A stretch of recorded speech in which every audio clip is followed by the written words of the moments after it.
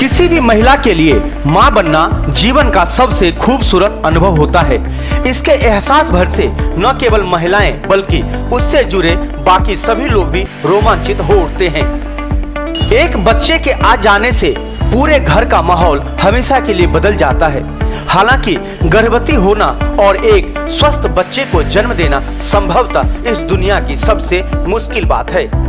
गर्भवती होने के लिए सही समय पर संबंध बनाना बहुत ही जरूरी है। साथ ही कई दूसरी अहम बातों को भी ध्यान में रखना जरूरी है। तो आज का हमारा यही विषय है कि पीरियड आने के बाद कब गर्भधारण होता है, यानी प्रेगनेंसी के लिए कब संबंध बनाना जरूरी है।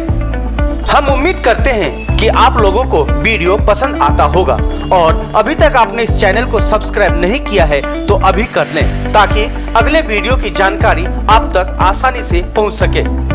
यदि आपके मन में किसी भी प्रकार का सवाल है तो कमेंट बॉक्स में जाकर अपनी बातें जरूर लिखें।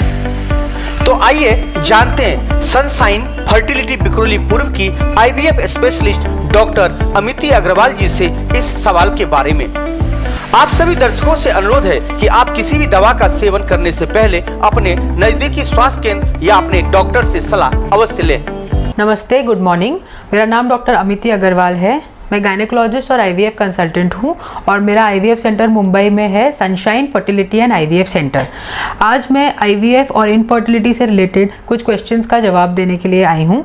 और एक बहुत कॉमन सवाल ये पूछा गया है कि पीरियड आने के बाद कौन से दिन में गर्भधारण होता है, तो किस टाइम पे रिलेशन रखें, तो किस टाइम पे प्रेगनेंसी का चांस ज़्यादा होता है, तो उसके बारे में थोड़ा बताना चाहूँगी। सबसे पहली बात तो ये होती है, एक बात ये समझने की है कि एक महिला के शरीर में दो इम्पॉर्टेंट ऑर्गन्स रहते हैं। सबसे इम्पॉर्टेंट रहता है बच्चेदानी, जिसको यूट्रस बोलते हैं। उसके साथ में 2 अंडेदानी रहती है और 2 यूट्रस के ट्यूब्स रहते हैं, जिसको नली बोलते हैं या फैलोपियन ट्यूब्स बोलते हैं।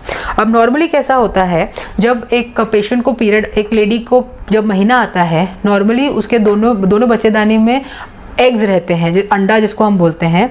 नॉर्मली उस अंडे को नेचुरली जो बॉडी में, शरीर में हार्मोन्स रहते हैं, ईस्ट्राडियोल, प्रोजेस्टेरोन वगैरह जो हार्मोन्स, FSH हार्मोन रहता है, वो हार्मोन्स की वजह से मेनली जो FSH हार्मोन होता है, वो हार्मोन की वजह से अंडे की ग्रोथ होना शुरू हो जाती है। नॉर्मली उस एक अंडे को पूरी तरह से मैच्योर होने के लिए या पूरी तरह से बढ़ने के लिए या पूरी तरह से मैच्योर होने के लिए तकरीबन 8 से 12 दिन लगते हैं।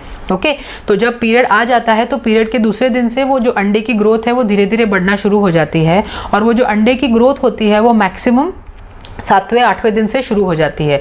तकरीबन 10 से 12 दिन में वो अंडा पूरी तरह से तैयार हो जाता है, और उसके बाद वो अंडा फूट के फैलोपियन ट्यूब, जिसको हम नली बोलते हैं, उसके अंदर आता है।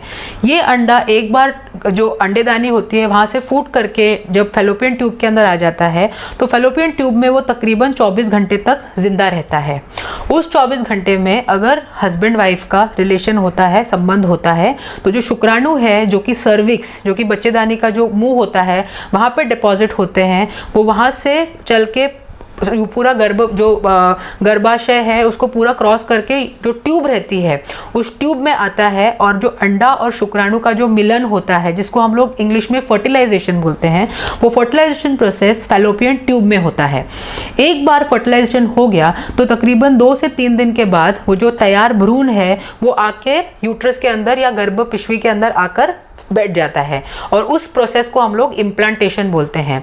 तो इस पूरी प्रक्रिया को तकरीबन आप समझ लीजिए 12 दिन से लेकर 18वें दिन तक ये कंप्लीट हो जाता है।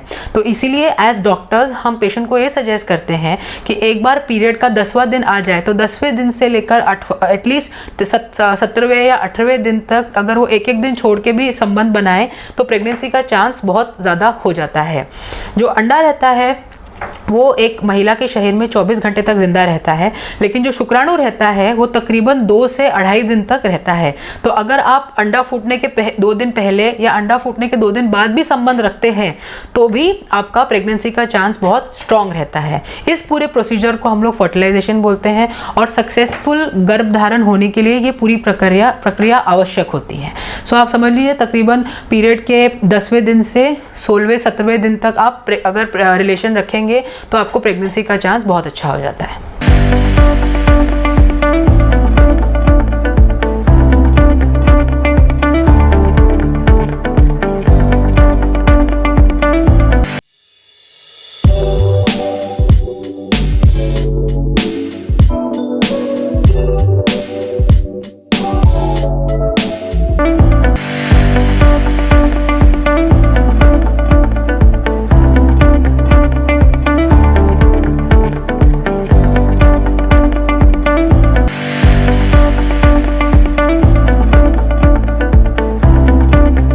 अगर आपको हमारे वीडियोस पसंद आए तो हमारे चैनल को सब्सक्राइब करिए।